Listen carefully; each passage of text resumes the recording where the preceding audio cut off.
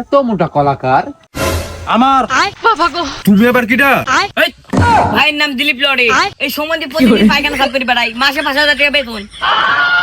এই, তুই কি বুঝা তুই কিন্তু এই মাসের বেতন দেবো না? যাই হোক ভাই, আমি বুঝতে পারছি যে আপনি পায়খানা সাফ করেন। কলা বেচবেন নাকি? এই মিয়া, তুমি কেমন কমন করছো? অপমানের কি আছে, ভাই তো এই কাজ প্রতিদিনই করে, আমার হায়রে সুশি দিতেও যায়। চুপ করে থাকবি তুই। থাক, বিষয়টা আমি বুঝতে পারছি, ভাইয়ের পরিচয়টা আমি পাইছি। তো ভাই, কলার দাম কত নিতে চাইছেন? কলা আমার খুব যত্নে তৈরি করা, দাম একটু বেশি পড়বে। ও বুঝতে পারছি, এই কলা গাছের তলায় খরিদ্দার সুলাই থাকতো, সেটার দাম একটু বেশি মনে হয়। ওই মিয়া, তুমি কলা কিনতে আসো না, ফাজলামি করতে আসো এখানে? ভাই রাগ করছেন কি জানে, কলার টাকার সাথে একটু বদনা খাওয়া কিনতে বলি।